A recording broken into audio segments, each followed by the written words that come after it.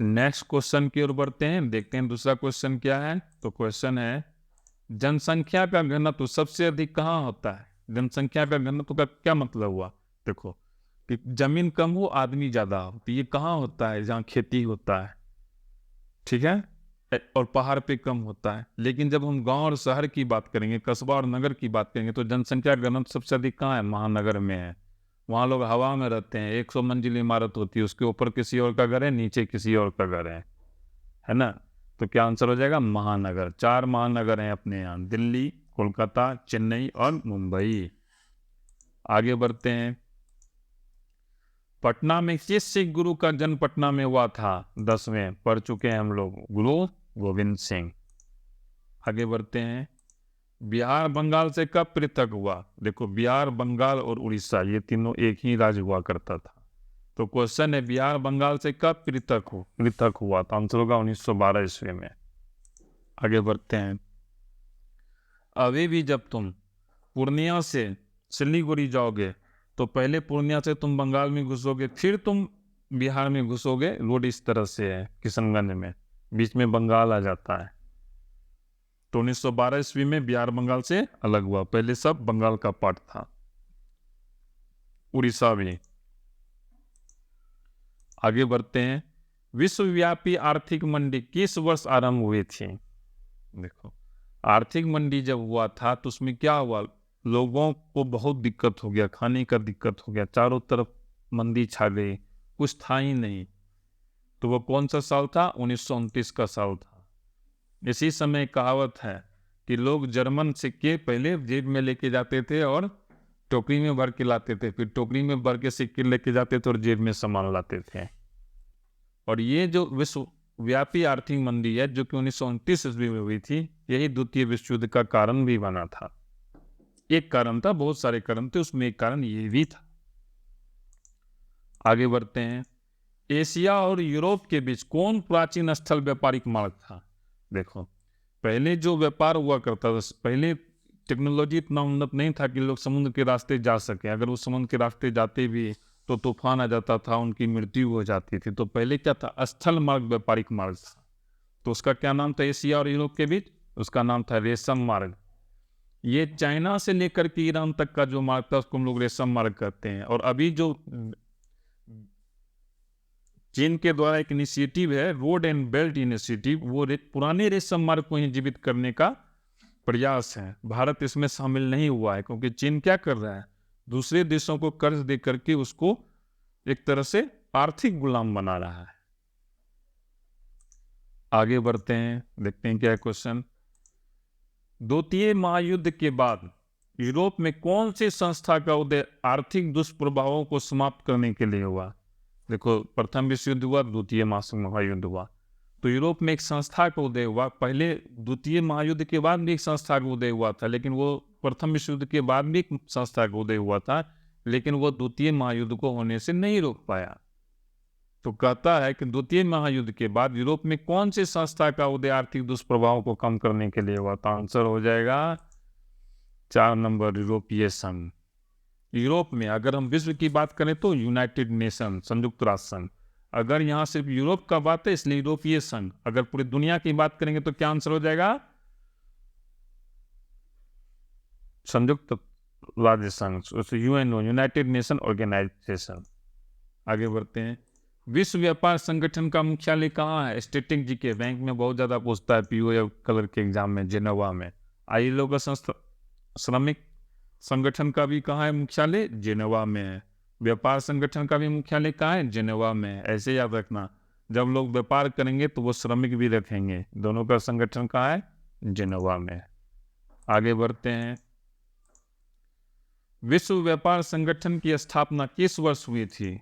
तो विश्व व्यापार संगठन की स्थापना किस वर्ष हुई थी? 1995 ईस्वी में।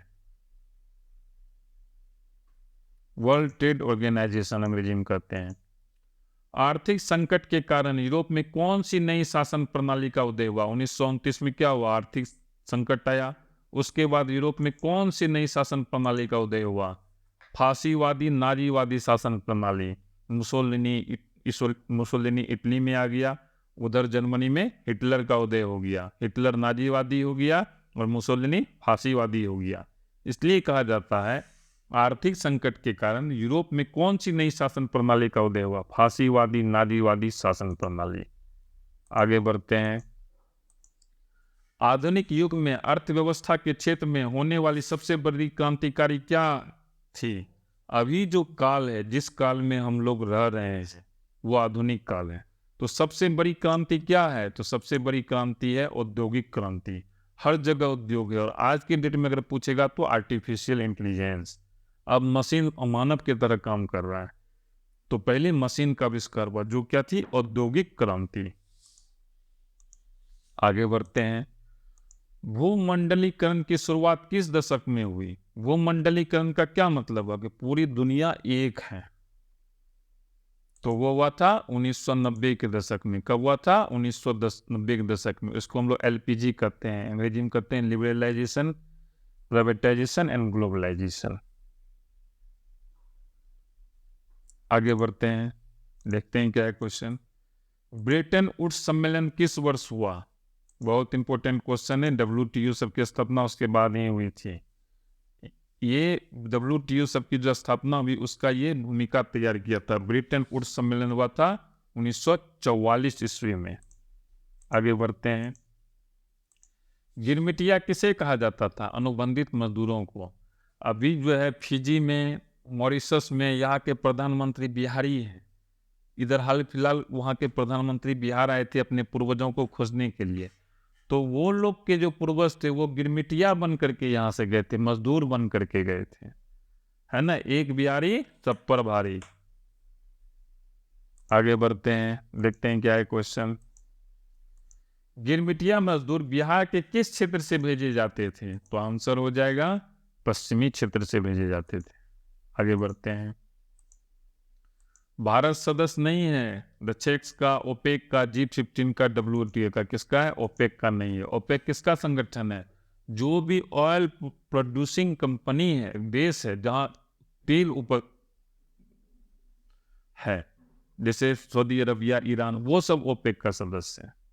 अपने यहाँ तो तेल होता नहीं है, होता है कम होता है। कहाँ पे तेल होता है? असम के दिग्बोई के पास है। वहां से फिर कहाँ शोधक होता है? बेगूसराय में आकर के तेल साफ होता है। किसने कहा मुद्रण ईश्वर की दी हुई महानतम देन है, सबसे बड़ा तोहफा है? किसने कहा?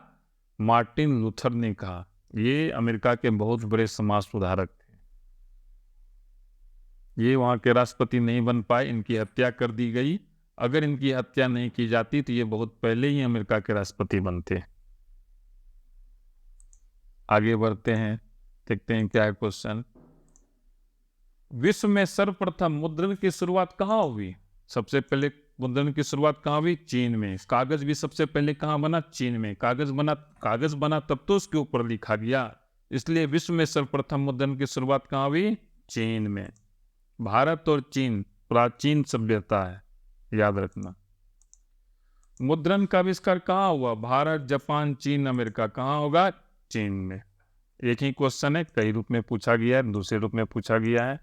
क्वेश्चन है भारतीय समाचार पत्रों के मुक्तिदाता के रूप में भारत के कौन गवर्नर जनरल विख्यात हैं? देखो, समाचार पत्र का जब हम मुक्तिदाता की बात करते हैं तो अपनी यहाँ अभिव्यक्ति की आजादी, कोई व्यक्ति कुछ भी छाप सकता है ना। कोई व्यक्ति कुछ भी बोल सकता है, अभिव्यक्ति की आजादी है अपने यहाँ। तो जिस समय अपना देश गुलाम था उस समय तो नहीं थी आजादी, आप कुछ भी नहीं लिख सकते हैं। तो कौन थे जिनको भारतीय समाज पत्रों के मुक्तिदाता के रूप में जाना जाता है? तो चार्ल्स मेटकाफ को भारतीय समाज पत्रों के मुक्तिदाता के रूप में जाना जाता है। आगे बढ़ते हैं, देखते हैं क्या है क्वेश्चन। मार्टिन लूथर कौन थे? दार्शनिक, राजनीतिक, धर्म सुधारक, समाज सुधारक। इनकी हत्या कर दी गई थी, धर्म सुधारक थे। आगे बढ़ते हैं। रूसो कहाँ का दार्शनिक था? फ्रांस, रूस, अमेरिका, इंग्लैंड। याद रखना, रूसो फ्रांस का दार्शनिक था। आगे बढ़ते हैं। गुटेनबर्ग का जन्म हुआ था अमेरिका में, जर्मनी में, जापान में, इंग्लैंड में। गुटेनबर्ग का जन्म कहाँ हुआ था? जर्मनी में। आगे बढ़ते हैं, क्वेश्चन देखते हैं क्या है। हिंदुस्तान रिव्यू का प्रकाशन किसने आरंभ किया?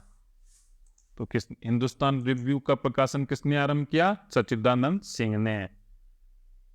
सच्चिदानंद सिंह क्या थे?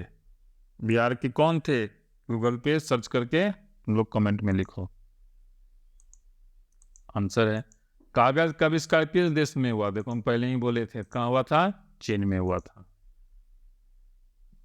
आगे बढ़ते हैं। महात्मा गांधी ने किस पत्र का संपादन किया? Commonwealth, young India, Bengali Bihari? क्या आंसर हो गया? Young India. मैंने शुरुआत में कहा था, क्वेश्चन पूछता है यंग इंडिया का संपादन किसने किया? महात्मा गांधी ने। कंपटीशन में यूपीएससी में भी पूछता है, बीपीएससी में भी पूछता है, याद कर लो।